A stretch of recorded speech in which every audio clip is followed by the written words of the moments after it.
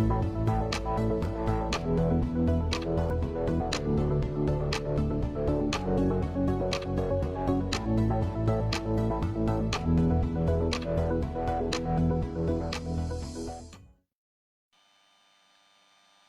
evening, everyone. Welcome back. I am your host, Ashley Scott, one of your political analysts, Ashley Scotland, here on the island of St. Croix on the business of politics. And I have the pleasure of having on the set right now with me, current Senator Kurt Bialet, who currently right now with the early votes that we have coming in, is the number one vote getter on the island district of St. Croix. So, Kurt Bialet, how are you doing today? Good evening. Good evening. And I want to congratulate the entire cast or all individuals who have put this together. I'm seeing a lot of young faces. So it's refreshing to see young individuals discuss politics. I think that that is very important. If we're going to keep the Virgin Islands moving in the right direction, it's going to take young people to be fully involved in politics and to understand politics at a different level. But I'm doing good. I'm happy to be here. I'm happy with the results thus far, but I'm waiting for the rest of the votes to come in. I think we have almost 4,000 votes that we're waiting on to come in from the four polling sites. So I'm eagerly awaiting. Well, I mean, you are one of the senators that you may not necessarily be a millennial, but you are one that is because of your history, you're in touch with the millennial generation, and I know you use social media heavily during your campaign, leading up towards early voting and through into the general election. Now, how do you think that affected your early voting numbers? What do you think for future candidates that may want to get into the political field down the road?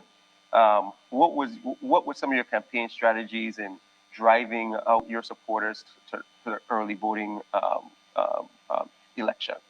I think definitely continuously getting a message out. I was a regular on St. Clair show. Right after the elections, I made it a point to go on every single month and to inform the people of the Virgin Islands as to what was taking place. I do try to place as much information as possible on social media. I'm always out in the community. I'm one that is always out. I like just about every event you could think about. I like to socialize. So I think people have a chance to interact with me. I am the chair of the finance committee, and the finance committee is one of the most high-profile committee and one of the committee that really has the most meetings. So people had an opportunity to see me throughout the summer. And with COVID and with individuals staying at home, I think that the viewership literally increased. I think that I put a lot into to being a senator. I put a lot into whatever job that I hold. I put a lot into the field of education when I was there for some 29 years. And I take the field of politics the same way. I try to give it 150% because I think that the island district of St. Croix deserve that type of representation. And I also try to give as much as possible to the territory overall. So I take my job very, very seriously. And I think individuals see that and appreciate that. And I thank them. I humbly thank them for supporting me. I tell individuals that you should never take being a senator for granted. You know, running and being elected is a humbling experience. And you should take it in that context and continue to seek re-election in that context. You can't let this position in any way get to your head or you develop an ego because of it. You're a normal person that have had the pleasure of being elected by the people of the Virgin Islands, and you should take it seriously. So I was going to ask about COVID-19 and how that affected your preparations, but I think you kind of touched on it a little bit already. So my question for some of the viewers that may not necessarily know, so what generally happens after an election? You know, the election is called, or you guys kind of have a sense of who your 7 senators who are represented from the St. Croix district, who the 7 senators are represented from the St. Thomas district. What is the process that happens after that? How does forming the majority, the next Senate majority, tend to unfold? And does numbers, meaning placement in your votes, does it have a say in maybe what committees you get or the power that you wield in getting certain chairmanships of certain committees? Yeah, it should not. the placement should not have a say in terms of which committee you're going to be the chairperson of. I think that capacity is a big issue as to what skills that you bring to the table and what area would you be able to have a full deep dive and be able to explore that particular committee and have the type of hearings and meetings that will help the Virgin Islands for that particular area that we're speaking about moving forward. Right after the election, phone calls are made. I mean, there are always individuals that are vying for the presidency. We have kind of a gentleman agreement where we switch the presidency from Island District to Island District each election. So phone calls are made and discussion had in reference to who wants to be the president, and then the discussion begins as to who will be the majority leader, who has the capacity to be the finance, to be the rules committee. I personally believe that capacity is a bigger issue to me than anything else. I think that if you have a committee, you should have the skill set and ability to move that committee forward. You don't want to necessarily have a finance chair that don't like numbers. You know, then you won't be able to dig deep when you're having a fact-finding hearing. You don't want a rules committee that don't really understand the parliamentary procedure, et cetera, and don't understand the relevance of boards and commissions. So I think skill set is a big deal for me. I'd like to farm a wrong skill set more than anything else, because I think that the people of the Virgin Islands deserve it, and politics should not play into exactly what position you have. I heard individuals say, well, I ran first, so I deserve to get this. No, you don't. You ran first, but first is the same as seventh. You're duly elected to serve the people of the Virgin Islands, and because you run first doesn't mean that you literally deserve anything. I ran first in my first election back in 2014, and I was a freshman senator, and I sat, and we had discussion, and I assumed the position at that point that everybody felt I would add the greatest capacity. But the Virgin Islands need to begin to look at capacity, and not in the Senate alone, across the board. You know, we need to look at who has a skill set for a particular position, not who has campaigned the hardest, not who has supported you at every event. So now you believe that they should be a deputy commissioner or assistant commissioner or commissioner when they don't even have the skill set to fall into that particular position. If we're going to move the Virgin Islands forward, we need individuals who are prepared for that particular position. Preparation, my daughter said it one time, she did the remarks at Complex Federation, and she was focusing on preparation meets opportunity. And I believe in that. You know, if you want opportunity, you got to prepare yourself. And if you prepare yourself, you're going to be able to meet that opportunity when those doors open. But if you're not prepared and you're selected for that particular position, you're just going to be a failure. You're just going to not do what you're supposed to do. So my question is this. So based on what you're saying and talking about capacity, and I'm not going to get in particulars about your colleagues or maybe your future colleagues, but based on the numbers that we have thus far on the St. Croix district, were there any surprises to you thus far in the numbers that we've gotten back from the Board of Elections? I mean, there are, but I don't like to really comment. No, I don't like to comment on my colleagues, but yeah. But definitely, you're seeing something quite different on the island of St. Croix and St. Thomas. You know, you're looking at the numbers and you're seeing some different scenarios that are playing out. We're going to see as to whether or not the trend that was there for the early voting is going to continue on with the election or the voters that went to the polls today. There were some issues that played out when the early voting was taking place. There was a lot of hoopla in reference to senator's salary, et cetera. So whether or not after the bill was passed that separated the senators from the commissioner, as to whether or not there's going to be an impact there, we're going to see shortly. Well, thus far, based on the St. Croix numbers, I think we have one incumbent who is not in the top 7. Just early voting is still early. Yes, still yes. All the precincts are still needs to come back. And I think on St. Thomas it's that. So but you think that the discussion around the salary increases and may have impacted certain senators? More than likely, it definitely did. Definitely. But I think there were a number of issues. I think the securitization. So there were a number of major issues, major decisions that were made, and it is exactly how did the community look at those particular issues? Were they for, were they against? Were they pleased with the yes or no vote? So that analysis is going to have to be done as to what is a direct result of the changes that we're seeing in the numbers that we're looking at. Yeah, I mean that's what I think because once again it's early, and early voting doesn't necessarily break down to where the votes are coming from, what precincts and stuff like that. It just kind of gives you a number of these based on the number of people that showed up and voted. But I mean, you're I think the only senator that is based on the numbers. I think you've gotten if not half, a little bit more than half of the early votes that were cast. So what do you expect for the rest of your night? I'm hoping the same. As numbers come in. Do you expect this to be a big night for you? That you're gonna it's gonna continue rolling in this capacity. I hope so. I try to be consistent in all my decisions. Do you think that gives you? I think it gives me the mandate to continue to serve the people in the manner in which I'm doing. I try to be as consistent as possible. I don't flip-flop on issues. I'm going to tell you plain whether I vote yes or no. I'm going to give you a justification as to my voting. I research every single bill that comes before me, and I explain in detail as to why I voted a particular way. And I don't vote one way on Monday and then vote the next way on Tuesday. So whether or not there's flack, I have not been a proponent of marijuana, and I have said it publicly more than one time, and that goes back to my time spent in education, in which I said I saw the ramifications of drug use among younger children, and I know that we have enforcement issues in the Virgin Islands, so I'm scared of that. But I think that when I explain my position, people respect that.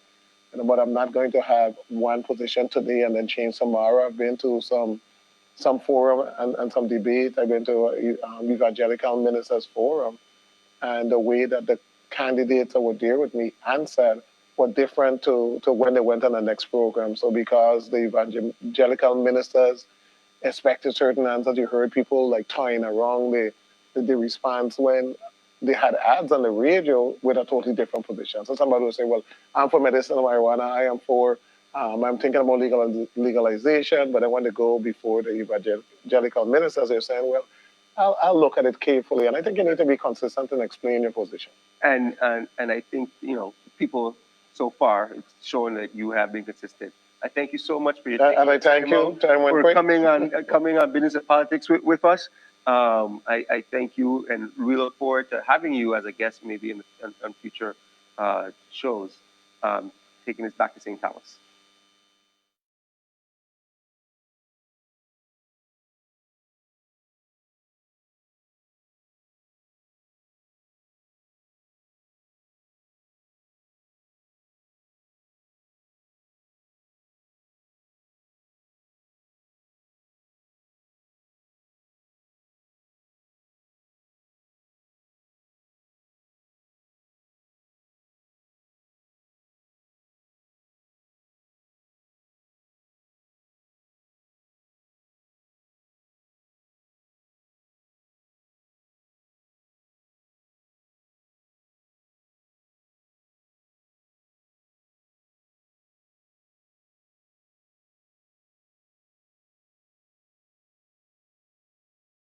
We're back again with Business and Politics, Jeanette and I, and we got the numbers we gave out. We're pretty good. We just had Senator Kurt Velez having a discussion with Ashley Kurt again. Looks like he's going to be the number one vote getter again. He seems to be secure in that. Well, he has campaigned hard to be number one vote getter. He did not play around, and he made sure. What's so good about that? You can't get comfortable in politics, and he surely didn't. Maybe some others got comfortable. Now there's some surprises, especially on the island of St. Croix. I want to go to the list again. Of who finished where so far in the top 7. Of course, number one top vote getter so far is Kurt Velez with 2,259. Senator Novel Francis Jr. with 1,736. Genevieve Whitaker, a newcomer, who finished 8th in the 2018 election. She's finishing 3rd today so far. And these are early vote numbers, folks, with 1,708. Senator Javan E. James with 1,626.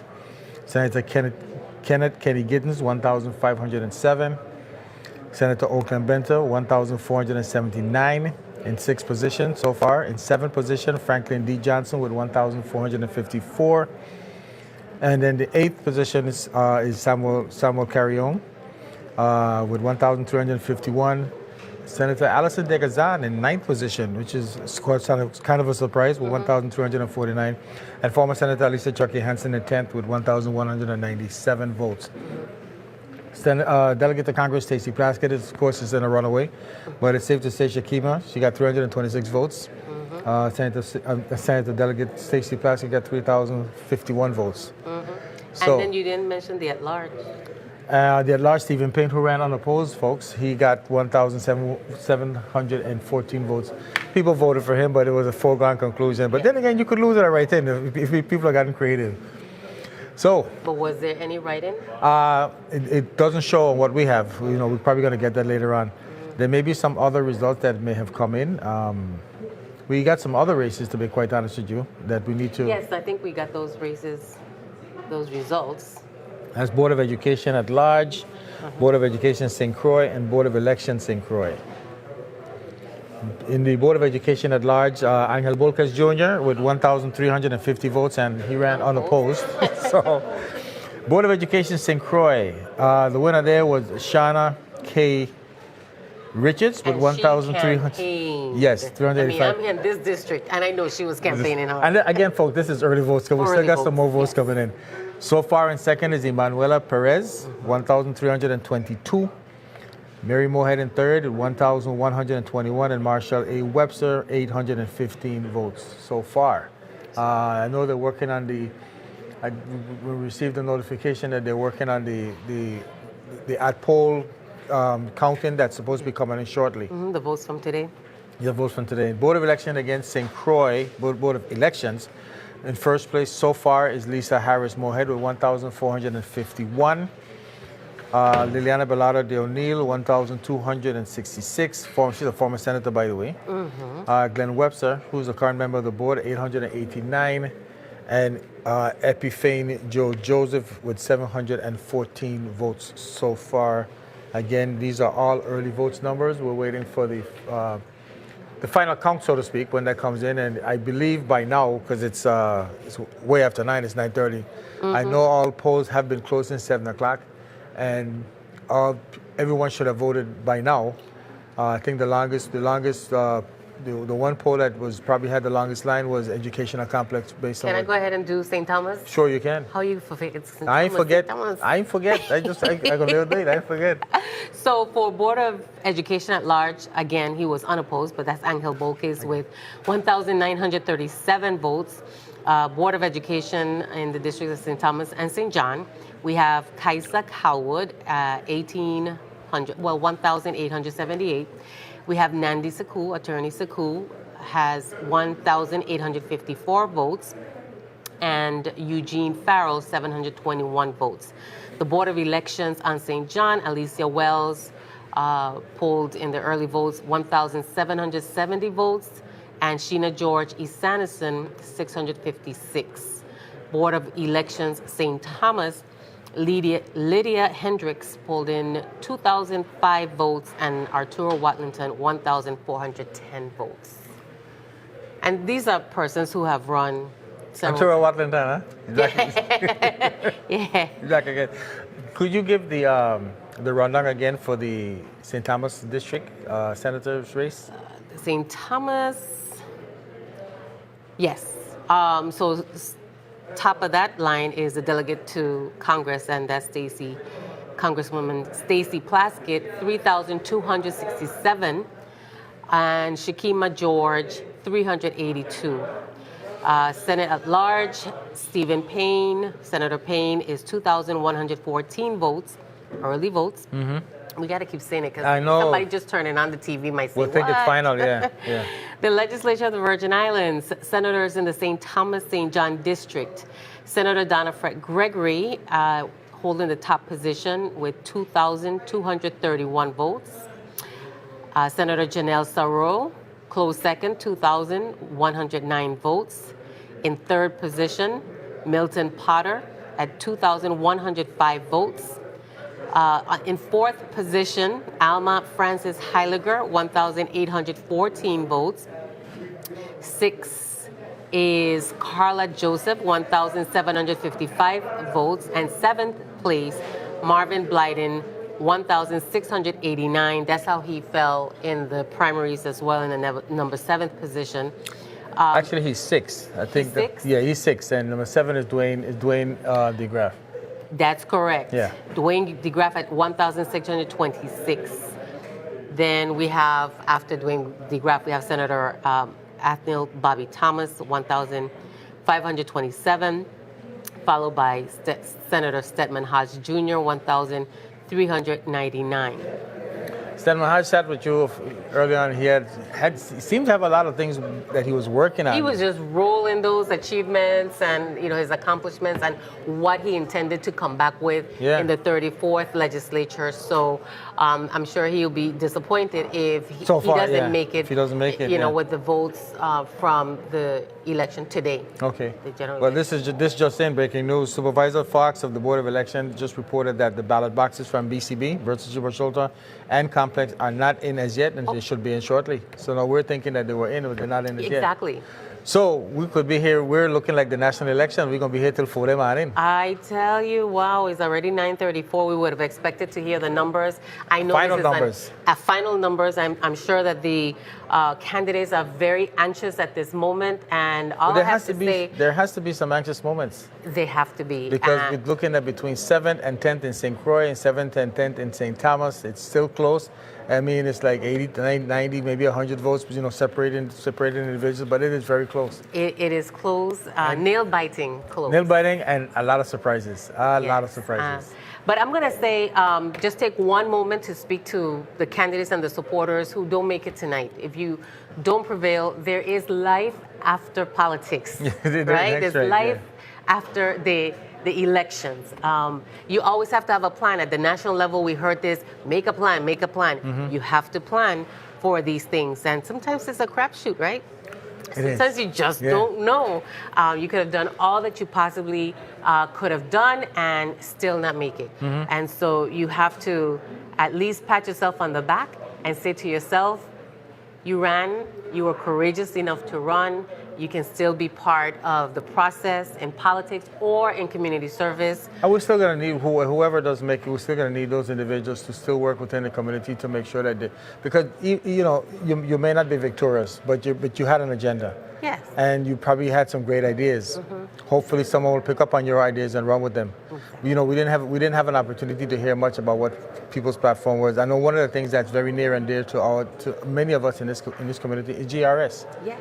And whoever wins tonight, St. Croix and St. Thomas and the at-large senator, needs to hit the ground running with respect to GRS. Immediately. Because the monies that come from the recipients of the GRS, the retirees, plays a significant role in this territory's economy. We have the oldest population in the Caribbean. And they spend their money however they want. They spend right a lot of money, the community. Right in the community. They buy a lot of lottery tickets, which goes back to the children. I mean, exactly. So that's important. It's not about just winning and, exactly. and having a wonderful time as you win, you won it and stuff like that. But you gotta do. They gotta get to work. Yep. We'll take a short break.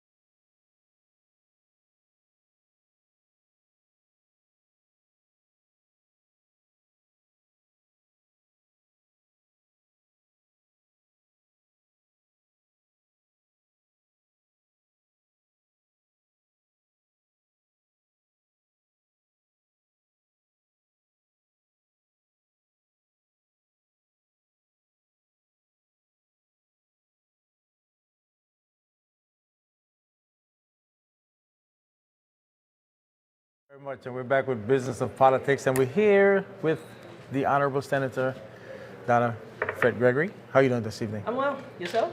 I'm good. You look a little tired. I'm not tired. I'm never tired. You know? Never tired.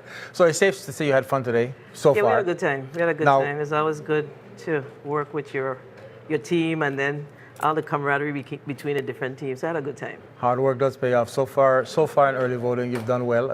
I don't expect much changes when the results come in. We do have some polling place out still though that has not returned the ballot In boxes. St. yet. Thomas? BCB, yeah. So Okay. Oh, yeah. sure that's one of your strong points. Yeah, when I left BCB, the line was long, Yeah. so I figured that it'll take a while for that polling place to close.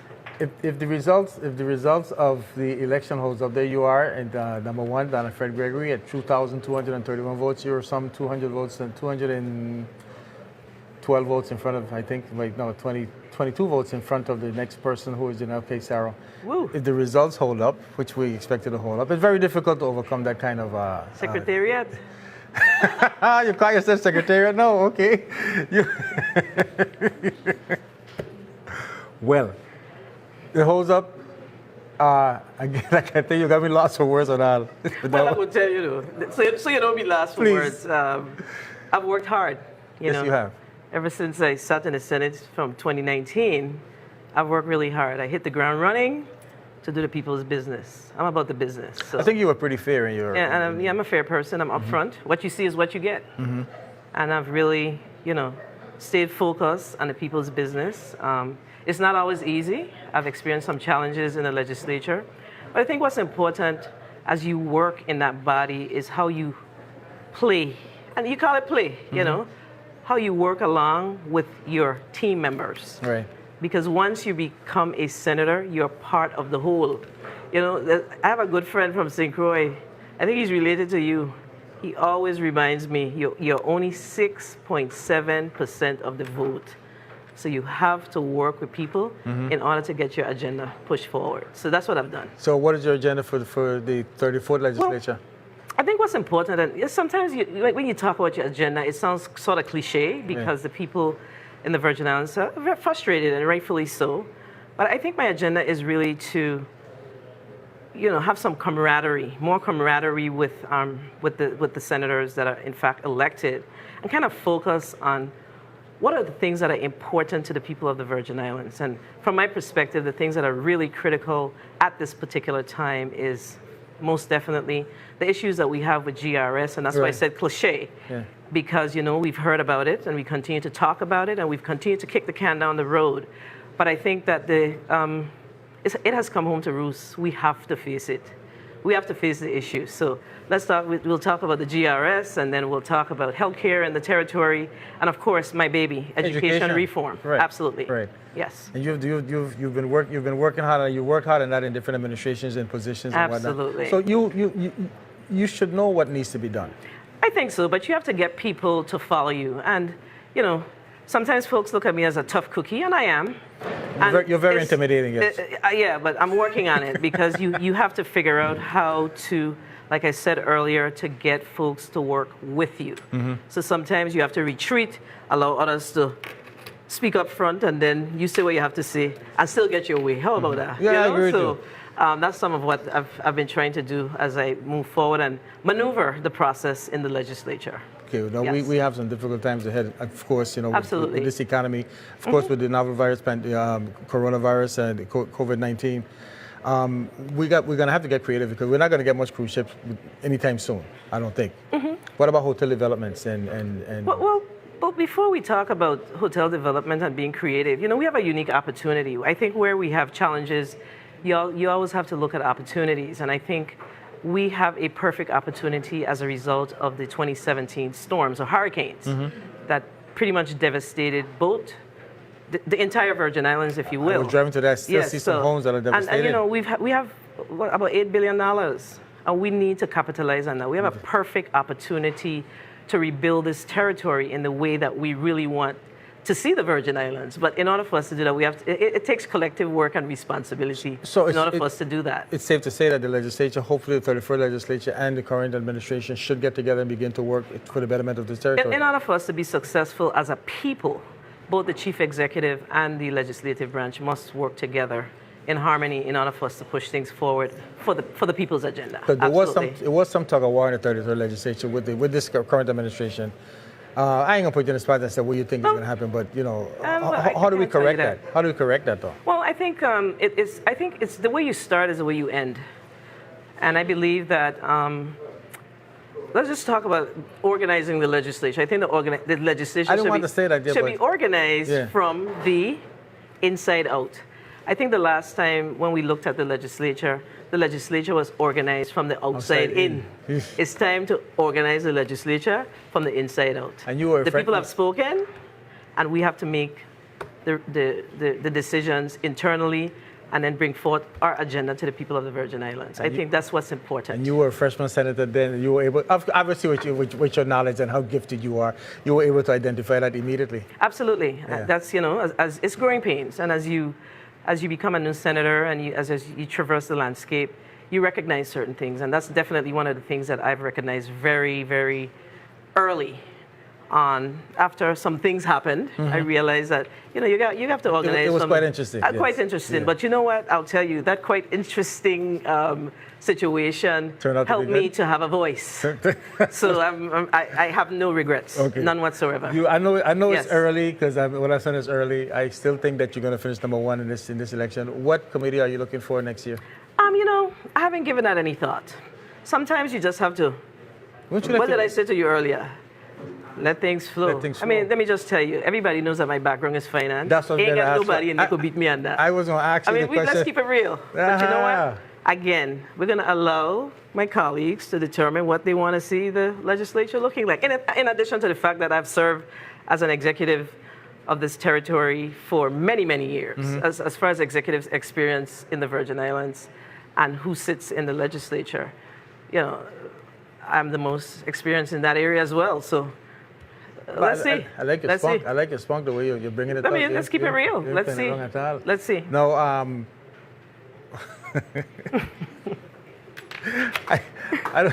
I don't want to go any further than this, but I really do want to congratulate you in everything that we've done so far, and I wanted to say that I'm really looking forward to the final results to come in because you deserve to know what's going on. Because I'll be honest with you, I worked with you in an administration. I was very proud of the way you carried yourself, the way you move along. When you transitioned to become a senator, it was such an easy and smooth transition. I made it look easy, but it wasn't easy. I made it look easy. Oh, you're so cocky.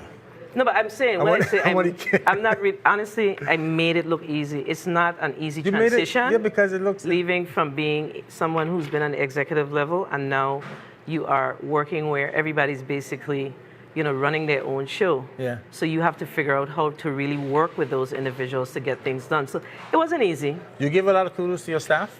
Oh, absolutely. I have a good staff. My staff is a staff of young millennials.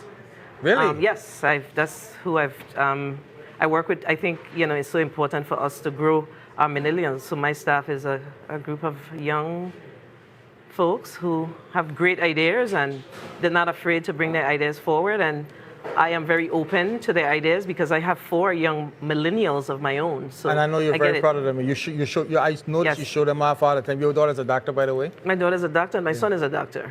One of your sons is a doctor also? Yeah. Fantastic. Yes, he's a pharmacist, but he's a doctor. Of course, family. Absolutely, yes. Yeah. A lot of brains come from that Fred family. Absolutely. Huh? Well, Gregory. They'll sit at Gregory. Okay. They'll sit at Gregory's. So you just mentioned, you talk about the millennials in your office, and there are a lot of millennials who are out there that would love to come back home. Oh, yes. But it's so difficult to come. I'm going to say it how it is. It's so difficult to come home when you want to give back to your community and you're being stopped by those who are there, who don't want you to come back because they don't want to give the millennials, the ones that have gone out and get these degrees, what they are actually worth. They want to hold them back for whatever reason or wait your turn.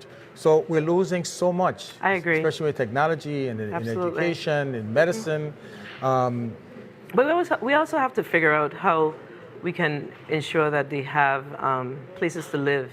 I mean, my daughter would love to come back, but I don't know that she wants to come back to live with me.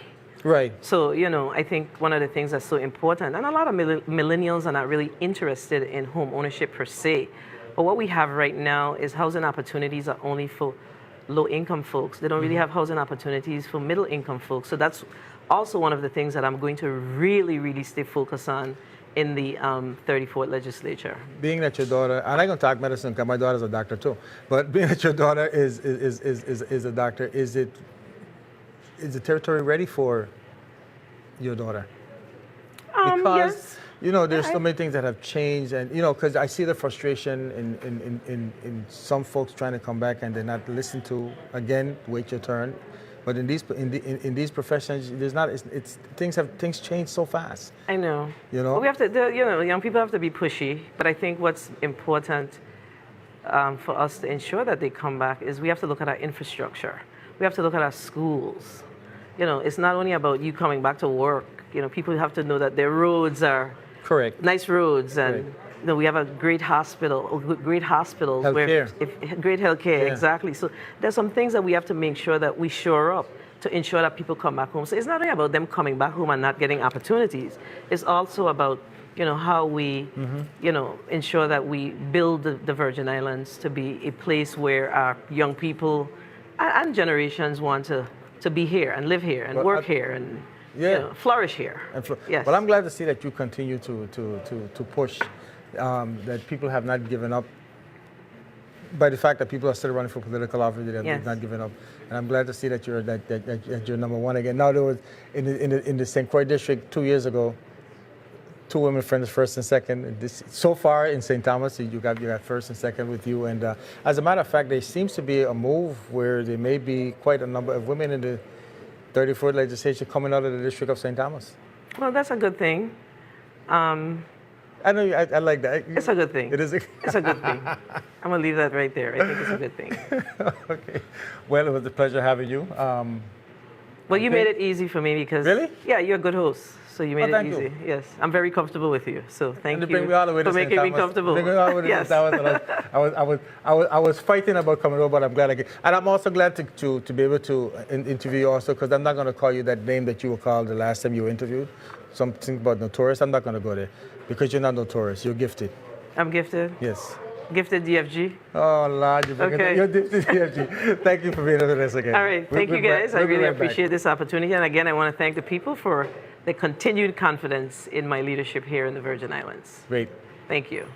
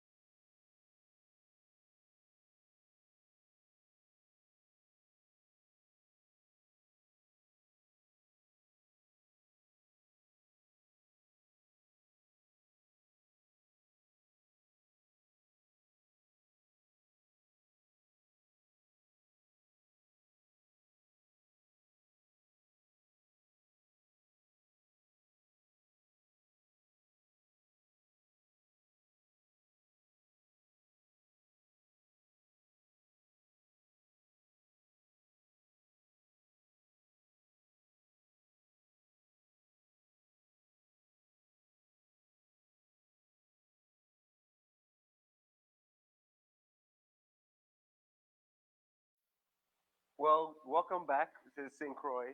I'm here back with my beautiful co-host or co-political analyst, right? Andrea. And in the break, we've been getting new numbers in on St. Croix, minus the early voting numbers. So we've been going over that, and so we're going to talk about the numbers that we've received. And so my question to you, Andrea, is what have your thoughts been on the numbers that we've been getting back on the St. Croix district? The numbers have been interesting to watch. Usually on St. Croix, I find that we have a lot of change, and I'm seeing some consistency. So that is interesting. It sounds like, or looks like, at least from the numbers that we're seeing, that the constituents, residents are pleased with the work of the current senators. And I'm seeing that Genevieve Whitaker, is up a few. So we do have that one incumbent, that one new senator coming in the place of the incumbent that probably did not decide to run. So this is interesting results. Well, Did you anticipate some of this? so some yes, but some not so much. I mean, Mm-hmm. I think some of the so looking at the two numbers, the early voting numbers in comparison with the numbers that we're getting on election day, I think some of the incumbents are doing a little bit better on election day than I mean, Than I mean, early in early than voting. in early voting. Mm-hmm. So we're seeing like the candidate, not senator yet, but candidate Carrion. He's on election day numbers without the complex precinct being reported in. He got 1,219 votes. That's good for third for just election day. Right. It was Genevieve Whitaker, without the complex, once again, without the complex numbers, Early voting. precinct, and just on the votes casted today, without the complex precinct, she's number two. She's at, 1,227. Mm-hmm. And then Senator Kurt BLA continues his domination, at 1,462. And these numbers that I'm saying don't include the early voting numbers that was brought to you earlier by our St. Thomas team. Right. These are just the St. Croix district numbers for votes that were cast today, excluding the educational complex precinct, which has not been posted yet. And those educational complex number could be the real game changer Yes. because that is such Yes. a large polling site. Yes, and looking at the numbers, you see how close they are. I think one of the numbers that surprised me where they're currently at is Senator Hansen, former Senator Alisa Chucky Hansen. Yes, I thought that because she has been a perennial senator from the district of St. Croix.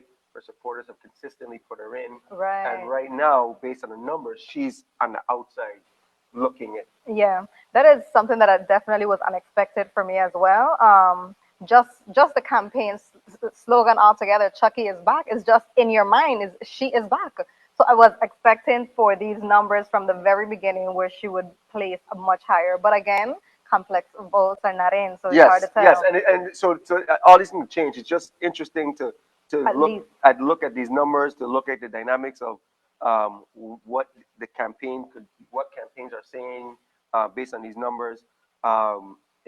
Just looking at, like I said, on election day, and these numbers do not include the early voting numbers. You see, current Senator Alison De Gazan, who is got the eighth most, I think it's the eighth or ninth most votes on early voting day. I mean, on the actual election day, and she didn't do as well in the early voting as either. So she's going to need a big bump at the educational complex precinct to continue serving as a senator in the 34th legislature. So I mean, and these are things. There's a lot of excitement. Is a lot of, we just never know. It's one of these things that we just need to hold tight to our chairs and wait to see what the end result. So close. We have a new Franklin D. Johnson. Is doing well in the polls thus far. What are your thoughts on that? With the incumbents? Yes, with the incumbents, I expected. With the newcomers, nothing. With the newcomers, I expected Samuel and Genevieve, just from the support I've seen in the community, the social media posts, a lot of young people supporting them, a lot of older previous voters, as well supporting them. I wasn't too sure about Franklin Johnson, to be honest. I just didn't hear, other than every YouTube. Yes. I heard my daughter, she's 13, and she says, I can't wait until election is over. So I got immediately very excited, and I'm like, well, you know why? I'm thinking it's a political reason. She's like, because all of these YouTube commercials, and it was Franklin Johnson. I mean, I agree. So I anticipate, and clearly that has been a very effective strategy as well. So. Listen, now every other YouTube ad that I saw was Franklin D. Johnson as well. And it seems that may be paying off thus far based on the numbers that we have. Once again, we don't have the complex numbers in, which I think is going to be a big precinct. So I'm expecting, so there will be some shifts. But I think for the candidates, it may not be as exciting. Having been there myself, it's nerve-wracking. But I definitely really interested to see what happens as we move forward. Now let's talk a little bit of some national politics. Mhm. What have you been seeing on the national stage? So just from looking in between, on our breaks, what I'm seeing is, of course, the states that that I predicted that Biden was going to be on the lead, just as that. States like Florida that are typically can go either way, those more of those swinging states than as anticipated. But I'm waiting to see just to see more of the final result. I am very excited and it's very nerve-wracking to see some of the national results, just as much as it is a senatorial, but because of everything that's going on in the world. So. Do you think we're going to have results today? Do you think we're going to know who our president is by 12 a.m. tonight, or? I surely hope so, but the way things are looking, no. Yes, but I surely would hope so, because it'd be one of those very sleepless nights. I think what is interesting, how quickly numbers can change. Looking at on the national stage, when you're tracking, just depending on what precincts report in. I think when I first look at the numbers, when they started setting back the numbers from the exit polls, I think in Florida, Biden was up, and then I got something to drink and I came back, and then it's right. It changes that quickly. No, it's very true. You just we have to be glued on to the phone, and we can't do anything until we get all of these results. It's true. Praise too much because it changes in a split second. And I think what also might affect the numbers that we're seeing is the states that were able to start counting their early voting versus the states that had to wait before they could open up those ballots and started counting, and how in most of the states, the mail-in ballots were the advantage was for Democratic ballots versus Republican based on the candidate's party. I mean the electors' party's registration.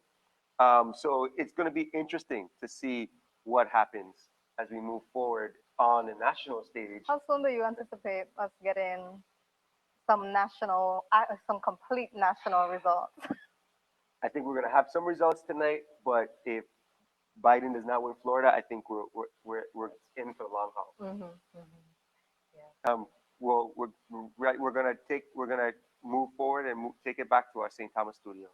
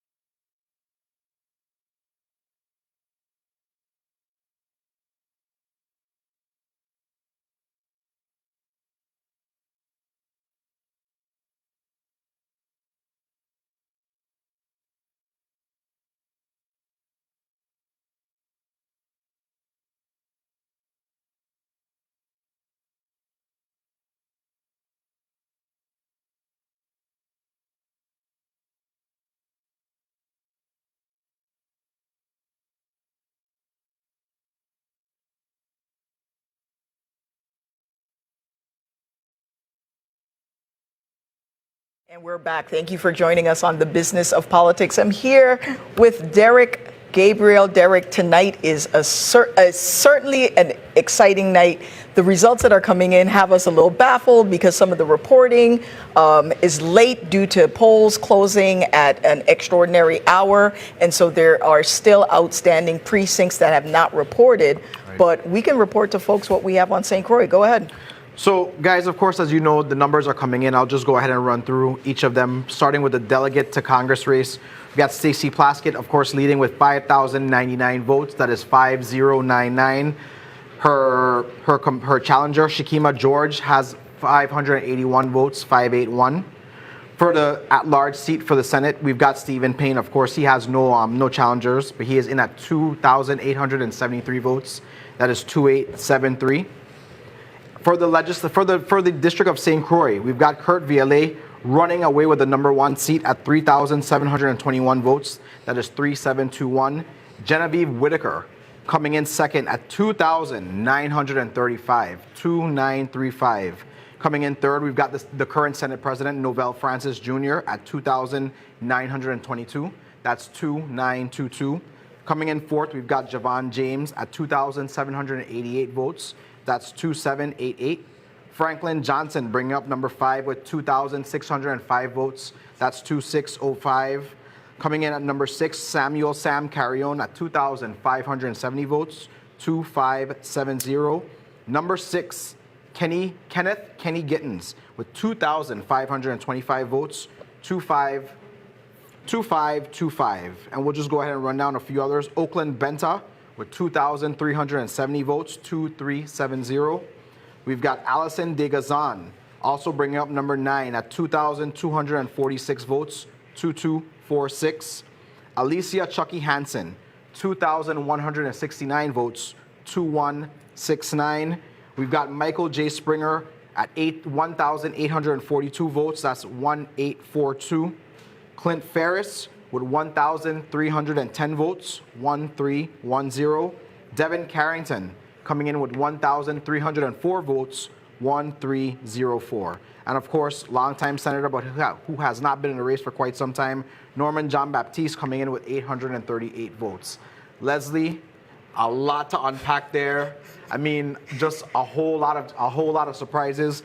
I'll start with so many newcomers coming in the top right now. And I mean, they really come in at a forceful rate. What do you think there?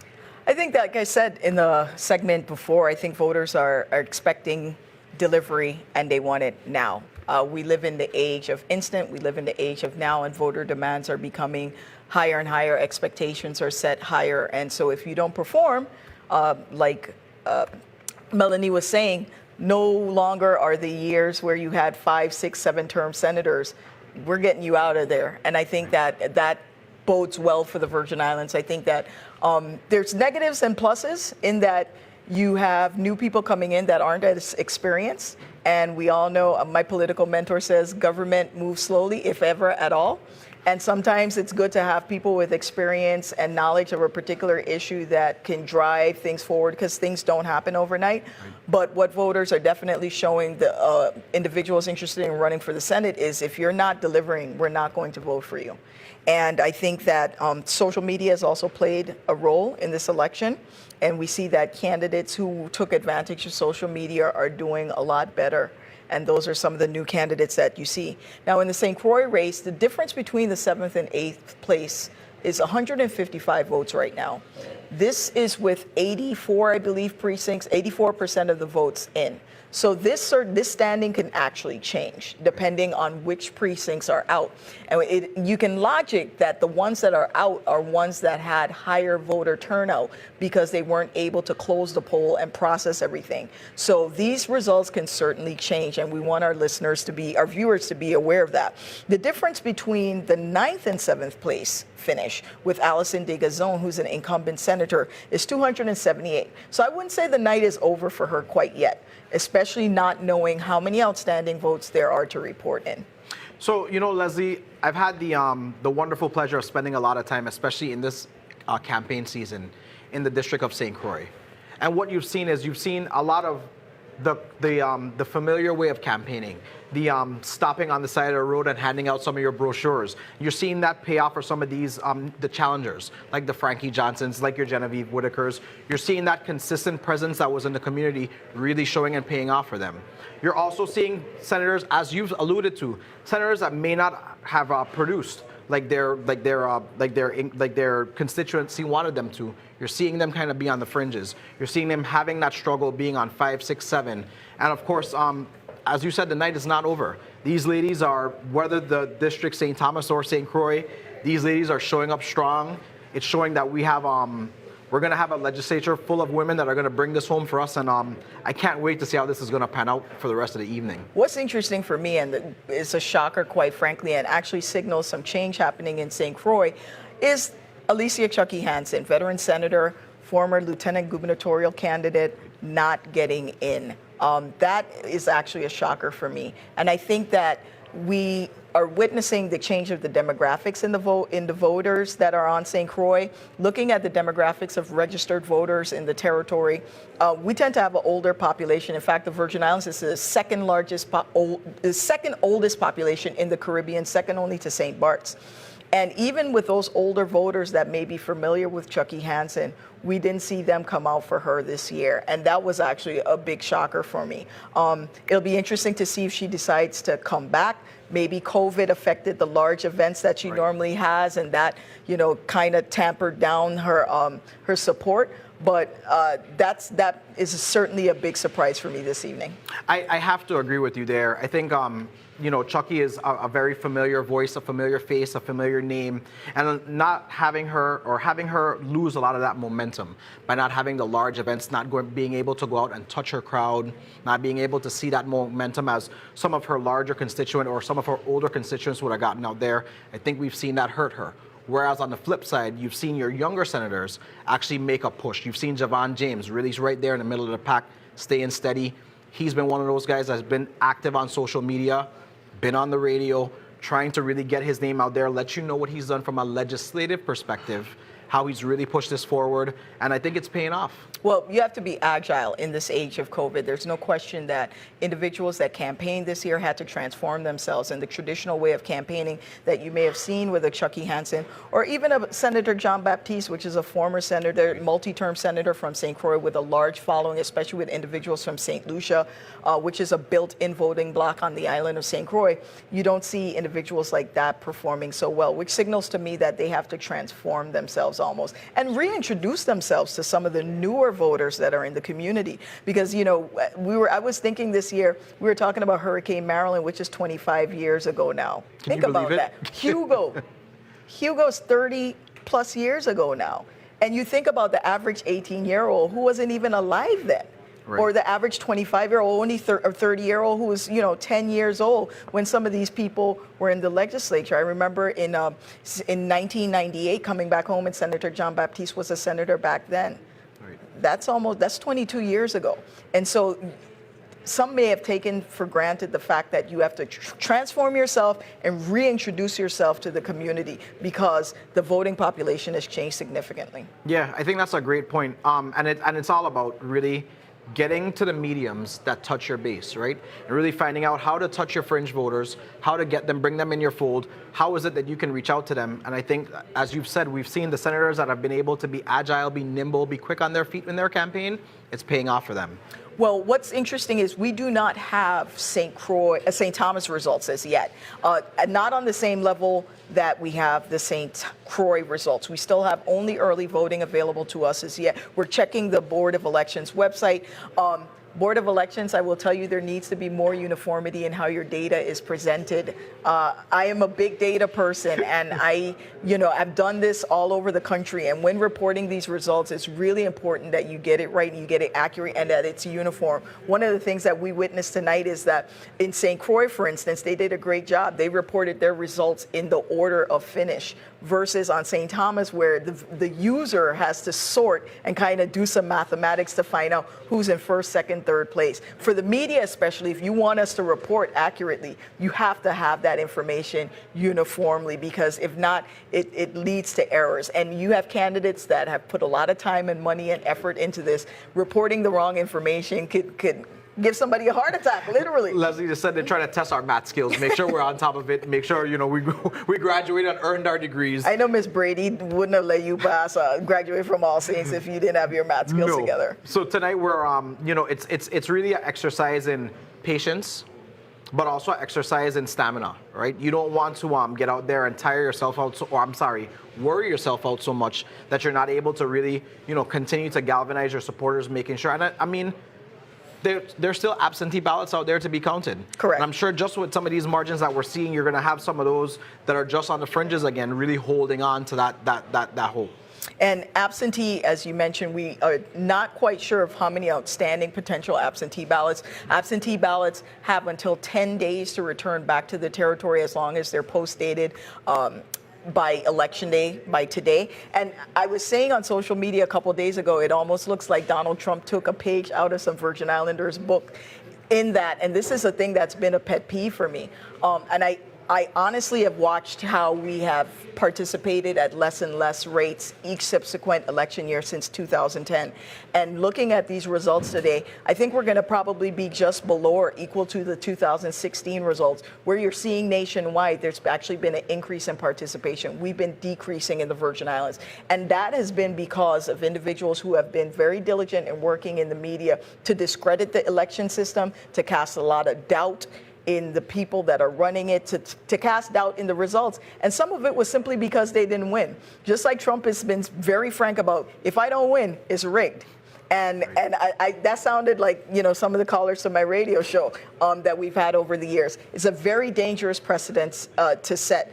I do believe that there might have been instances in some years of incompetence, perhaps mistakes that may have been made at the board, but in no way, shape, or form have I ever thought they to be intentional or to have an effect on the outcomes of any race in the Virgin Islands. And to be honest, if you were going to rig an election in the Virgin Islands, there are no secrets in the Virgin Islands. Rigging an election would take, you know, literally the people, the old ladies that you see at the polling place every year that know you by name, know your mother, know your grandmother, Right. they have to be in on it. Right, The right. system, the way the election system is set up, we have a very safe and secure election system. And the Board of Elections, quite frankly, needs to do work in the system itself in reinstating that faith in the system to get people to participate more. You know, Leslie, I think you bring up a good point. And just while we have a moment, let's take a time to just thank all of the poll workers that are out there Yes. today. Thank you so much, because I know you guys, you know, it is a thankless and tireless job, or tiresome job. But you're out there sometimes 5, 6 o'clock in the morning. Yes. You're not getting home tonight until 10, 11 o'clock. And we really thank you. This is a part of the democratic process. This is what makes our community so great. As you said, you go in there and you see judges, proctors that know your name and know you Exactly. from the first vote that you've casted. So we really appreciate you. We thank you from the bottom of our hearts. And we know how important you are to this entire process. In fact, your mom used to be one of the judges at Dover School. When I Yeah, go vote right. every year, Ms. Gabriel is there. And she, you know, and that familiarity is something Right. that we love here in the Virgin Islands, and kind of endears the voting process to us. But I am going to be very interested in looking at overall participation numbers. I think the board has made some tremendous strides. We have election results online. Right. You have voter lookups online. A lot of data is available, past election results that we could go back to and compare. But I still think there are leaps and strides to be made, because working, you know, we were able to call voters in Florida from the Virgin Islands on behalf of the Biden-Harris campaign, because they provide that information. This is information that the board does not provide here, and it would actually help candidates and drive turnout if they decided to do it in the future. You know, Leslie, we're seeing that every arena is turning more to analytics, data-driven. And I think, you know, this is what's setting campaigns apart. If you're able to dial in on the analytics, see what it means for you, and see how to use that to your benefit and your advantage, that is where we're leaning. You see it in sports, you see it in business, you see it in politics now. And now it's time, of course, you know, there's usually a little bit of a lag time before it makes it to the Virgin Islands. But now I think we're going to see that even as things get more sophisticated, as we're seeing these online, and as candidates are getting younger, looking more to the data, looking more to technology to give them the advantages that they need to get in. That's how you get past the name recognition. That's how you get past having that established constituency that you're going back to time and again. Well, you hit the nail on the head. And I can tell you, we're 22 years behind, because I remember when I did my political science training as a new student out of college and going to work on a U.S. Senate campaign for Harry Reid. The one thing that, as I did my training in Washington, D.C., and I trained with some of the best Democratic operatives that that are in the country right now. Some of them are working this presidential race. The one thing I learned is that the way we do things back home and the way campaigns are run in the States, there is a large bridge between that. Right. And I see some of the bridge being gapped, but it's been 22 years, and a lot of us have still not, you know, we've not caught up Right. to what's happening. We do too much things by feel. It's by feel, and I'm accustomed to working on campaigns where down to the street, we know how many people are going to come out to vote for. A street in, for instance, Clark County, Nevada, which is like a second home to me. I've worked 6 political races there. That's how detailed you can get information from the Secretary of State in Nevada. They collect information like how many children you have, pets, and religious affiliation, and they Right. share that information with candidates. And I think, you know, Leslie, and you're absolutely right. I know for you, this is not only a passion, but it's a real science that you have been involved in for quite some time, for years now, for over a decade. Can you imagine it? Yeah. But I think it is that is the leap that we're going to take, and you're going to see that in elections in the future. You're going to see that gap begin to close. You're going to see again younger people not only get involved in public service, but also campaigning. You're going to see them bring these elements together, and really, you're going to see campaigning in the Virgin Islands evolve into that next century. And I'm looking forward for it. Well, I'm going to tell you, we need to evolve, because when you look at the cost for an election versus the turnout that we have, you can calculate the price per vote. And we can actually compare price per vote to other jurisdictions in the country. Right now, our price per vote is too high. And we either could consider going to all mail-in state like Colorado and states like Oregon does, or we can end up spending a lot of money and not getting the turnout that we want, and actually wasting our money and resources if we don't do that correctly. Folks, like we said, this is a science for her. This is not just some hobby that you pick up off the side of the road. No, you've been doing this for a while. And like I said, you dive into the minutia that really helps you to build a campaign from the ground up. We're going to see that, and like I said, we're going to see that in years to come. We're seeing it today. We've seen it in this last election. We saw it in the last gubernatorial election. And I'm really looking forward to taking those leaps and steps as we go forward. We got to take a break. We'll be right back on The Business of Politics.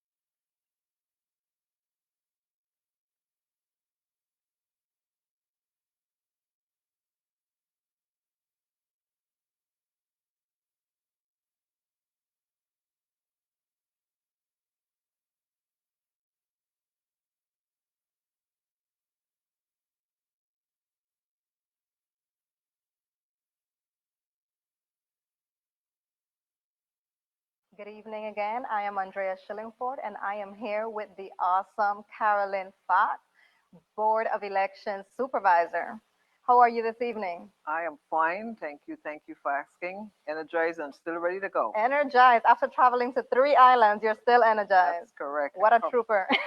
Covered the 3 islands, started at Frederickstead, Cloud Marco this morning after 8. I did Complex after 9.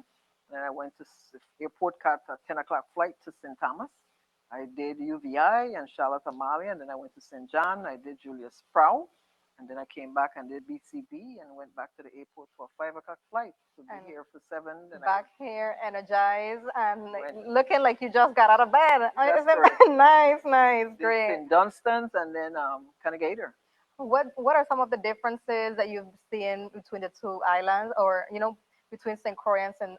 Thomas, and even St. John? What are some of the differences at the polling site? Well, again, all the polling sites are different, and like they say, every election is different, so you can't compare one or the other. And we try to compare like elections, so you will compare this to 2016. We all know a lot of the schools were closed, so damaged, or destroyed in a hurricane, so we had to adapt to other areas to utilize. So in St. Thomas, because you have the gym at Charlotte Amalia UVI, I think we had a little bigger space over there. St. John is always this high school, and we got Calabash Boom, which is a community center. That's pretty good. And then here we went back to St. Dunstan's and Canagator Complex and Claro Marco. But again, we'll have to look at some bigger sites here in St. Croix, and that's something the board is looking at. Yes, yes, I did hear some of the commentary that the complex was one of the most difficult sites to vote at. Correct. Correct. Okay, and how about some of the challenges and successes in your travel that you've seen?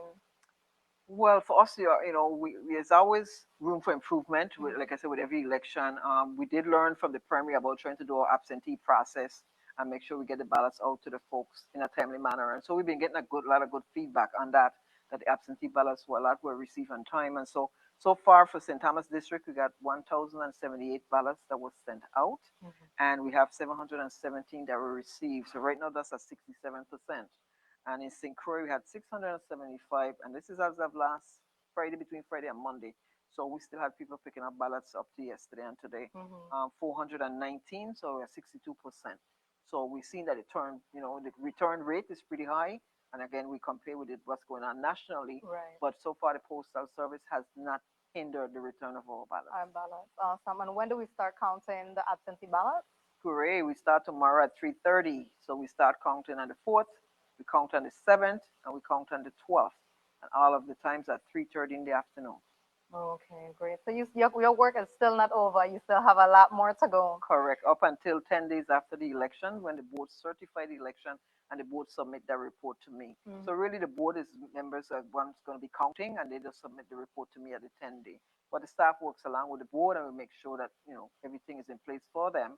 And again, like I said, getting the equipment out, getting the equipment ready yesterday, everything went smoothly. Most of all the polls open on time.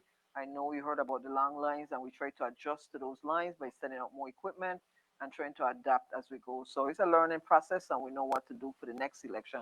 But again, we're crawling before we run, trying to use voting centers. Right. And the goal for that is eventually, with the system and equipment that we might be getting, e-poll books, folks could vote at any place. So that will be the enhancement for the next election. Yes, yes. Well, I must say that you and your team have done a wonderful job at encouraging voters to get out early and vote. I know that you worked hard and with a mastermind of the Get Out and Vote campaign. Now, what made you think of that? Because that was very innovative, and I saw that these videos were shared, and we have people of different ethnicities. So that was one of my goals from the time I came on board. So I will tell you that story. So when I came on board in 2013, 2014, I wanted to do something like that. And traveling around the Caribbean, I saw some different ideas, but nothing like this one. And I tried to employ Miss Cassandra Dunn. So I'm going to talk. And she had just retired from WAPA, and so she could not work with us at that time. And I've worked along with Brad too when he was doing other projects for us. And it's great now that the team is back together. And so I looked at it, and I developed with some team ideas, the managers, the two deputy supervisor. Miss Whitaker was here at the time, Terrell and Miss Douglas. And we sit down and we brainstorm the list of folks that we want to engage. And so we did the first sprint, and then the first set for the primary. And then I got with Cassandra and Brad and tell them some other ideas that I wanted to diversify my group. I look at, we need to diversify all in our community if we want those voters to participate. And I'm trying to do the same thing with poor workers. As you walk around, you see our poor workers. We're trying to get more males. We're trying to get Hispanic. We're trying to get Rastas. We're trying to get everybody in the community. So when they see folks they know, and neighbors and friends, they will come out and participate. That is beautiful, right? So that inclusivity that you are promoting, that is beautiful. And that was a plan that was well thought out and well executed. I saw one of my coworkers, my admin assistant actually, she is in one of your commercials, Jadelka. And she represented the Dominican Republic and the Hispanic community beautifully. I think her video got over like 2,000 views. Very good, yeah. And like I said, I tried to do young people. As you see, I tried to get some of the young people. So we did the Millennium, and we ended with Akeem, which Macintosh, which again was a nice Millennium one. So we started with some of our elders in the society, St. John, Governor Turnbull, and Barbara Kana, and Rafi, and then we came to and Miss Larson. So I tried to, like I said, cover the whole diversity in our community. Yes, yes, that is awesome. That was a wonderful execution. The planning, everything was just beautiful. And that inclusivity, like I said, is very important because people need to be able to, like your next plan, be able to go to the polls and be able to connect with someone. That makes a big difference. A lot of Hispanic speaking people, they are intimidated to go to places where there's not someone that can speak Exactly. with them because they feel that they would be treated badly or they're just not comfortable. So that next plan of yours is something that's definitely I could see being of great benefit. Yeah. Yeah, But yeah. also in our code, if you notice, our ballots have to be in Spanish and English. So they mandate that for certain things. But like you said, in each of our employees, we need to have a bilingual and staff. That's a requirement. We have that. But like I said, we try to recruit more bilingual poll workers. Right. And so we're putting the word out next year, after election year. We're going to try to recruit because we have to train them. Right. We just don't take someone off the street and put them in there. So they have to be trained. So we're going to look at that, enhancing our poll workers. Beautiful. And that's the thing, that your work isn't finished after elections, not even after the absentee ballots. Right after that, you're going to get to recruiting poll workers, Exactly. to making sure that they are well trained. What else do you do in between of that, between now and the next election? Well, we do registration every day, so the staff is still registering. And we got a requirement, just like any government agency. We have federal mandates and we got local government mandates. So we get requirements from OMB, we get requirements from finance, property and procurement, and we also get grants from the federal government. So we do reports, we have to report to them, and we go through the process just like any administrative government agency, just that we are small staff, so it's just 13 of us. But on election day, we swell to over 100 or 200 by engaging folks in the community, teachers, doctors, lawyers, all these folks you see as our poll workers, election officials, they're your neighbors, they're your person that go to church with you, they're your community members out in the community, and they work for us. And so we're trying to encourage folks to understand that's a way to serve your community, and it's a volunteer. You get a stipend, you get your meals, but you can still participate by learning something and sharing your service. Yes, yes, wonderful. So do we have any updates on numbers? How are we looking as far as numbers here on St. Croix? Well, they just got the report. They didn't get it printed before I came on site, but we finalized in St. Croix for now. Like I said, we're just going to start the absentee tomorrow. And so all the reports are unofficial until they certify and the 10th day after, which we're looking at the 14th of November. And we finalize in St. Thomas numbers, so they should be up on the website in a few, Very and I'll soon. get copies to you all. So I think we're actually pretty good on time, if you think of it. Well, no matter what, we always grow. Our goal was always 10, 10:30. And so we're still within our goal, although we had some little, setbacks, so timelines, but we still meet our goal of 10:30. The days of getting results midnight and 1, 2 in the morning are over. So we go with that. And Making it improve. Yes, we celebrate progress. That's correct. Yes. Well, thank you so much for your time. I applaud you and your team for all of your hard work and your efforts. It shows, and we appreciate your time. I know you had a very long day. Thank you very much, and thank you for the time and opportunity. Thank you.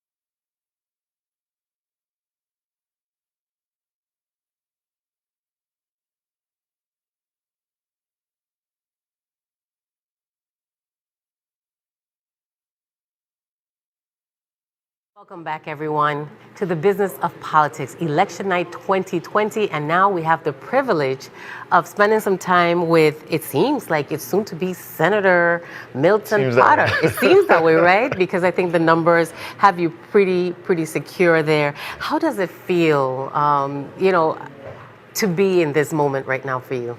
I mean, it really feels good because it just the hard work that we put in, and to see something come from just an initial discussion and see it grow and materialize into something tangible, us winning this election, it just feels great. And of course, your brother ran senatorial elections and He ultimately lieutenant governor. He did. Did he give you any pointers? He did. Or- He did. He did? Albert always has some advice to give. He's a good guy. I like him. He's a good brother. He's a good brother. He's a good brother. So Good for you. the wisdom that he offered me and the advice based on his experience was invaluable. So you know that time moves very fast. It does. And now that you seem to be poised to sit in the 34th legislature, what are some of the things that you believe you're going to just hit the ground running as matters of policy? I think that definitely the big elephant in the room is GERS.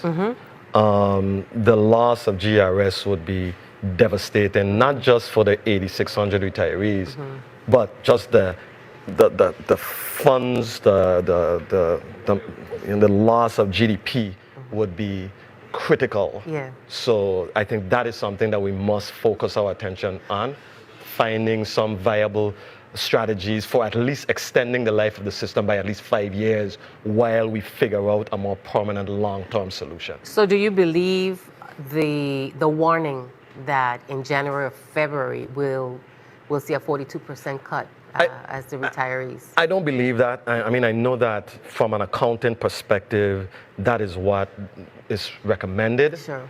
I know that the Senate is going to have to weigh in on that, and I think approval from the Senate is going to have to be granted.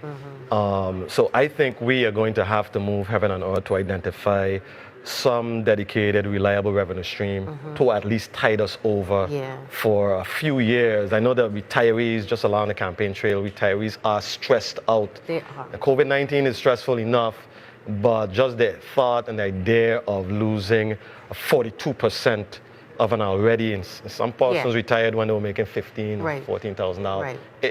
It's just something that would be devastating. So we can't allow that to So happen. on the side of the retirees is a big deal. On the side of the economy is an even bigger deal, right? Because if we remove those revenues from the economy, we're already stagnant with this pandemic. How are revenues coming in? So that leads me to ask you, what immediate type legislation you think you could offer to stem the tide as well? Because, hey, listen, the pandemic ain't going nowhere anytime soon. Tourism is suffering. We could always talk about long-term remedies, but is there anything you see on the horizon that would make a difference? As far as the GERS? As far as the economy. The economy of the Virgin Islands. I know, to me, as far as post-COVID, I believe that millennials are going to have to play a major part of a resurgence of the Virgin Islands economy. I think that we have young people in the territory with brilliant, innovative ideas that may not have the capacity to survive the initial startup costs for their small businesses. But I think the government of the Virgin Islands can play a supportive role through the RT, the tech park, through the economic development program. I think we need to focus on creating a small business incentive package to incentivize folks to participate in our local economy and to grow and expand it. I think, to me, that is the only way that we can really bring in new funds to the territory at such a critical time.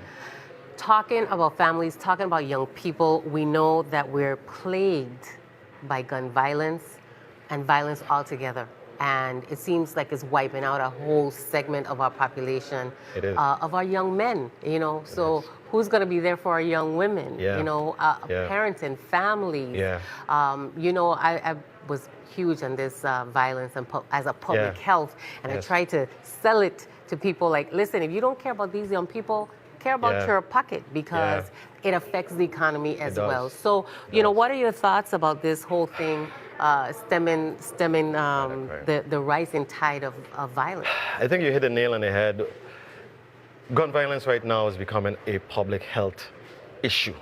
When you think about the number of Virgin Islanders who have lost their lives to violent crime, it is tremendous. I think if you look at 1990, going back to 1990, it's probably 1,500 plus or minus persons who have died. Yes. I think that we need to, a couple of things that I think we can do. I think that we need to give community-oriented policing a chance. I know that's something that we've spoken again. about. Yeah. I don't think we have the capacity in terms of the boots on the street to really participate in a true community-oriented policing initiative where you can have police officers embedded in communities and building relationships in the communities. Right now, there's an impasse that's happening. You have the police commissioner and the police officers saying, people aren't saying anything. The people are saying, we ain't saying anything because when we say something, we don't feel comfortable, we don't feel safe. So the only way to sort of bridge that gap, to me, is for us to be able to have the opportunities for police officers and neighborhoods and neighbors to build relationships. Maybe the crime isn't happening, but maybe here is Miss Smith, who's a single mother living in Tutu Valley, who has a son who's 6 years old. There's a bike on his porch that he got for Christmas. It's just sitting there. Police Officer Smith comes and says, Miss Smith, Miss Sandy, I am going to come, Officer Jones and I are going to come by and help assemble this bike. So here it is, a 6-year-old, his first experience with a police officer is something constructive. And here is the mother saying, man, you know, so the next time something happens, you know, I am likely to reach out to this person who I am beginning to develop a relationship of trust with. I think that is where it starts, us beginning to build relationships in neighborhoods with police officers, earning the trust of the folks in the community. And it's going to require more police officers. It's going to require a recruitment and retention program because in 2020, we probably have 250 fewer police officers than we had, let's say, 10, 15 years ago. So that is an initiative. So what do you think that there's an issue of recruitment? I think so. Recruitment and retention is definitely an issue, and that's something that a discussion that we'll definitely have to have with the Commissioner of Police and the hierarchy. And of course, over the years, and you are a former personnel director, so you know that there are certain agencies that rack up a lot of overtime. And so you may be on the finance committee, right? Possibly. And so you may look at ways as to how to deal with this budget. I mean, people can earn overtime, but how does that affect the rest of the budget? And so we really want efficiency in government, and I think you will be an asset in that way. Thank you. And we certainly hope that you will put all that knowledge and experience to I work. will. Because I plan to roll up my sleeves, Senator, from day one. I am a blue-collar person. So you talked about the Family Redemption Act, something that you have been thinking about to strengthen families and dealing with mental health. We know mental health is a huge issue. And, you know, I had a short stint at the Department of Health, and I found out that, you know, just sending some of these patients off island, just 3 of them could mean $1.2 million. Easy. You know what I'm Easy. saying? So we really should be looking at ways of having the legislature create a funding source to have and house our mental health. You know, we also know that it helps to be around your own families and you're having your friends visit or whatever. So that is something that I commend you on. But if you could talk about some of the mechanics of, you know, not the whole bill, right? But more or less what the essence of it. The essence really and the idea is if the family is the bedrock of our community. If our families are in crisis, then our community will be in crisis. And I think that is what we are seeing right now. I know people may say you can't legislate family. I know that, I get it. But there are specific things that we can do that would be beneficial to families. Things like improving the ratio of mental health professionals in our schools. I'm talking about social workers, school psychologists, guidance counselors. So the guidance counselors are not just stuck with doing CUMES. They can do groups, they can interact with our young people, they can work on developing early warning systems to identify when our children are in trouble. And then identifying intervention strategies to fix these problems at an early age, to remediate these problems at an early age, so that it's not just there going unchecked. And here you are now, something that you should have treated from in the 4th or 3rd grade, here is this person now in 17, 18 years old, never really had the problems addressed. That is what we are seeing. A lot of what we're seeing on the streets is a result of that. So those are some of the things I think we need to have. Korean technical education. I know it's Yes. something every candidate in this race It say, has I'm to be for it, I'm well-funded. for it. Everybody's saying they're for it. But why can't we get it done? Well, there has been funding for the agency or for the for Korean technical education. Yeah. The problem has been recruitment of the teachers for so long. And I remember having a meeting with the Plumbers Association. They don't want to go in the classroom. They make too much money outside True. the classroom.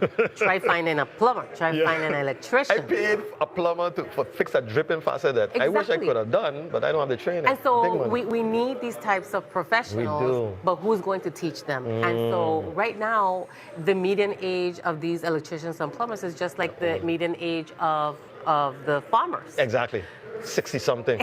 It used to be when I started out in the 50s or whatever. I think you're probably right. It's Yes. probably in the 60s. Yeah, So yeah. who's training the Yes. next generation? Yes, You know, yes. what's going to become of us if we don't plan for these It things? is true. When the hurricane hit, we had to bring in people to do basic things. And I wonder who is taking a notes and an inventory of the people who and the professions that we had to import, who's training the people now so that the next hurricane, Right. that happens, we'll have a cadre of these same Exactly. persons who we had to import. Those are some things that we need So to do. you know there's a difference between your job as a legislator Yes. and the executive branch. Yes. And this whole thing about super commissioners comes up Yeah. all the time. Yeah. You don't want to take over a commissioner's job or No, anything. no. So how do you see because you've been in the administrative, how do you see your relationship with the administration? I know you are part of the Democratic Party, but beyond Yes. parties, how do you see yourself working with the executive branch to bring about the changes that you were talking? These are Yeah. some substantive changes. How do you see yourself bridging to the executive branch to make sure that you can make these things successful? And you're right. I don't want to be a super commissioner. I think we appoint people to positions because they are the subject matter experts. Right. They are, not me. I'm bringing them here before us to share with me ideas. Why is this taking this long? Tell me what do you need in order to, do your job, in order for, us to realize a product that's going to be in the best interest of the people of the Virgin Islands. We're working in this together, and that's what I hope to do, to establish. It necessarily means that I'm going to come in and going to be a big kumbaya every time, because sometimes I may have to ask you the tough questions Sure. in order for us to find out where like the rebuilding of our schools. Yeah. Maybe things are happening as far as the rebuilding of our schools, But we're not seeing we it. don't know. Right. We're not seeing it. Yeah. So just having oversight and bringing persons in, asking pointed questions, getting clarification so that the people who elected me, my bosses, will be clear as to where we are, where we're going. Sometimes people just need to know. Yeah, exactly They just right. want to know. Exactly right. So have you given thought about, your staffing of your office, Look, it's crazy. the policy people, the community folks? Yeah, Have you I know given that's a thought to that? That's a big one, and I know you're only as good as your staff. And I'm going to have to do a lot of work in a short period of time to identify quality persons objectively, because it's about people who can do the work, not Exactly. necessarily friends Yeah. and family, Right. but people who can do the work on behalf of the people of the Virgin Islands. So I might even consult you as to how to go about doing that. You've been there before. Yes, it isn't an easy No. thing. In Puerto Rico, they have had recently a whole lot of problems with supposed corruption in terms of these fantasy employees. And again, you are a former personnel director. What do you think about such issues? These are sister territory, but it could very well be happening right here. And you thought, I haven't heard about what's happening in Puerto Rico Right. in specifics. You're saying they have like fantasy employees on the payroll Yeah, in the for the Senate. government. Yeah. Oh, In the seat of okay. Parliament. Wow. That is right now being investigated. Wow. And so the legislature, the VI legislature, has had in the past issues of contractual employees, whether they showed up or not.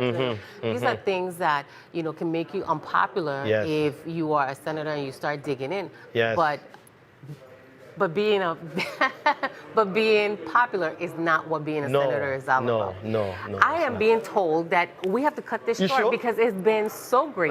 They let us go on a little long. Okay. But thank you and congratulations Thank once you very again, much. and I wish you the very best. I appreciate it, and you're excellent at this job. Oh, well, thank do you a so much. fantastic job. Thank you so much.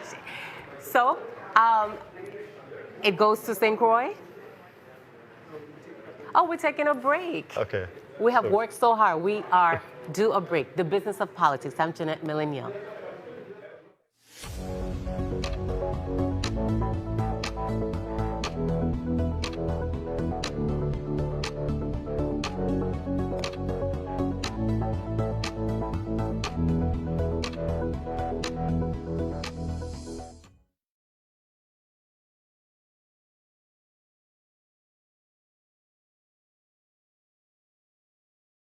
I'm Jan. I'm an artist. St. Croix is my home, and I'm a registered voter. I registered to vote 54 years ago when the voting age was 21. I felt very excited. I became an adult. Now, the voting age is 18, and younger people have a stronger and more powerful voice. Well, Alexander Pope, a poet, said it was up to artists to see the beauty around us in the world. As an artist myself, I love the colors and vibrancy of these islands that we call home. We, as citizens, hold the power to strengthen the Virgin Islands. Voting is everyone's duty. After all, if you don't vote, you mustn't complain. Every vote counts. Your vote can make the difference. So register to vote, listen to the candidates, and then choose wisely.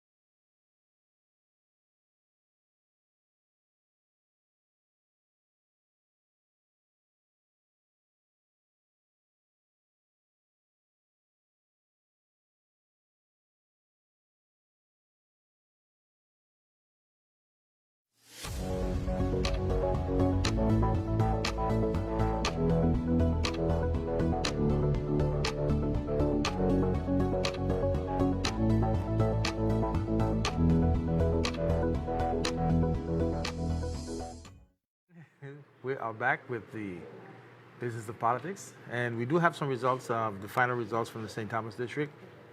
I'll be happy to read them for you right now. In first place, Sound excited. I am. It's been a long night. Anyway, in first place is Senator Janelle Sarro with 4,248. She surpassed Senator Donna Fred Gregory, who came with 4,223.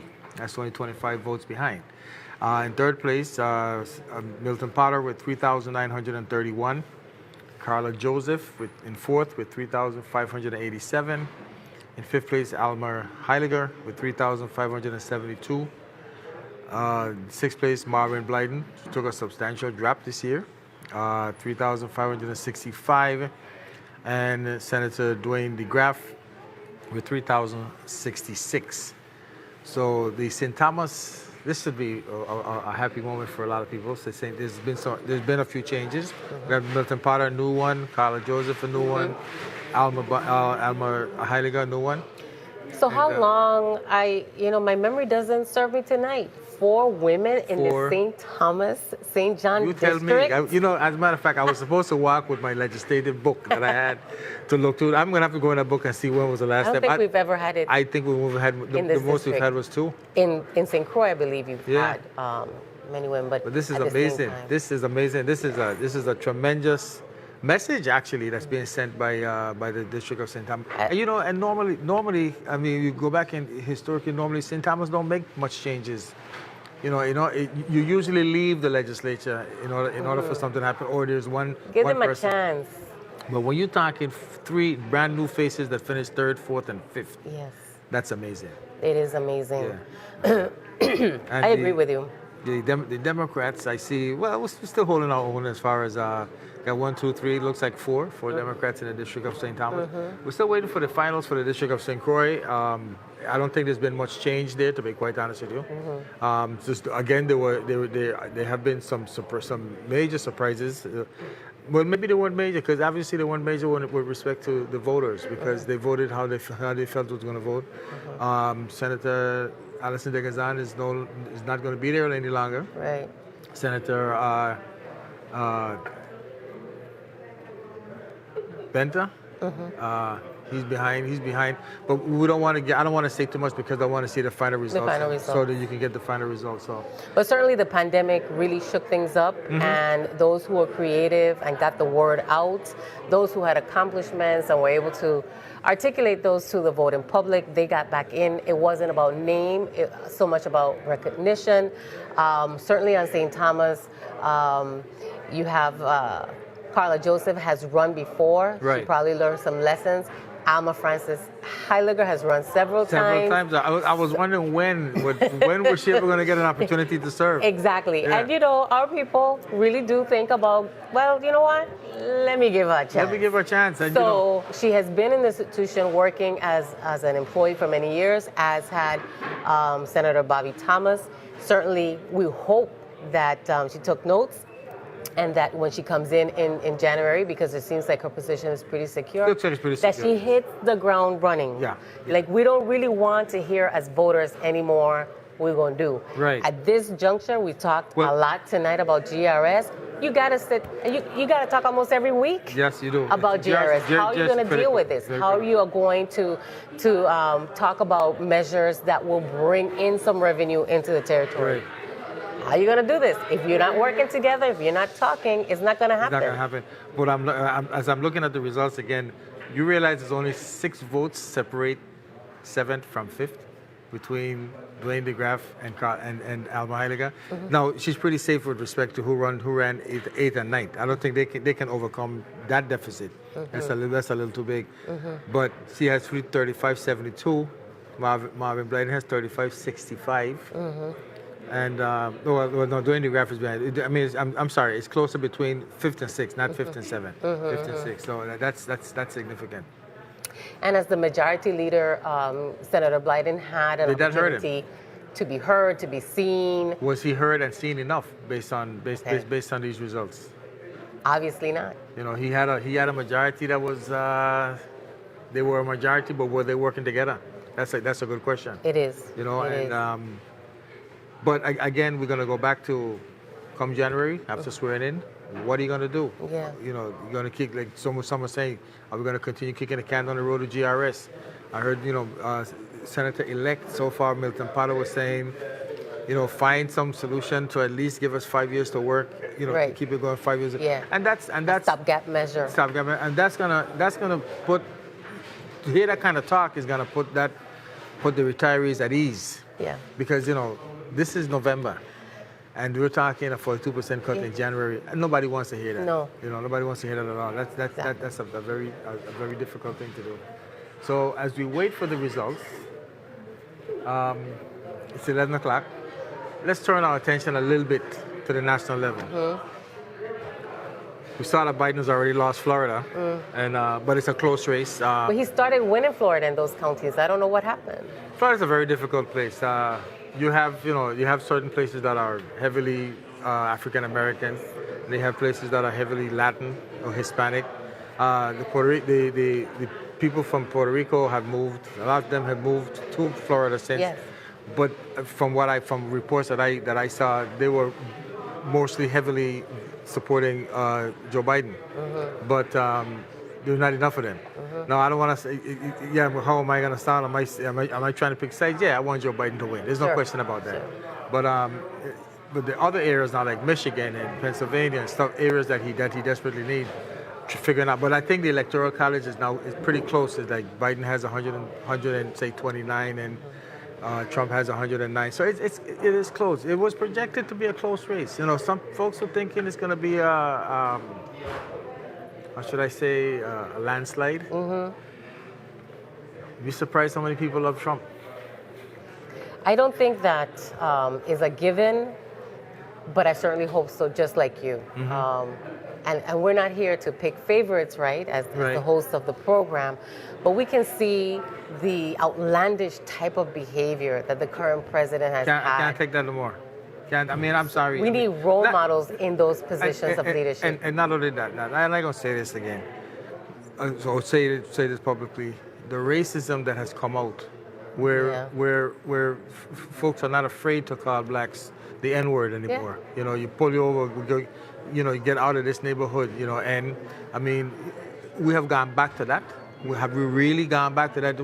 So as a race, as black people, we got to start all over again and put them in their place and whatever the case is.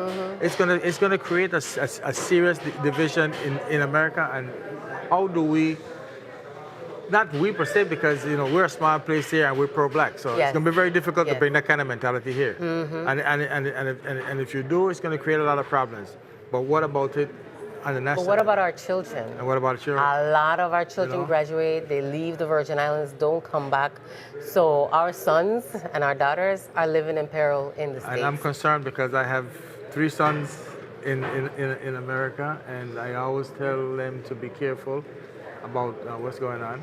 I want to thank St. Croix analysts and the St. Thomas analysts. They did a tremendous job, and the entire production crew. These guys were going back and forth. They kept harassing me. I didn't appreciate it, but that's okay. And it was a pleasure, working alongside with you and all these analysts. That's good. So are we going to wrap this up, gentlemen, or what are we doing next? So, we want to thank everyone, and again, I'm Jeanette Millen-Young. Dotson James, and Jeanette, it was a pleasure working with you. I never worked with you before. I don't think I had much of a conversation with you before, but it was a pleasure, and I will be happy to work with you again. Awesome. So likewise. Good night, everybody, and thank you for joining us in our inaugural Election Day coverage.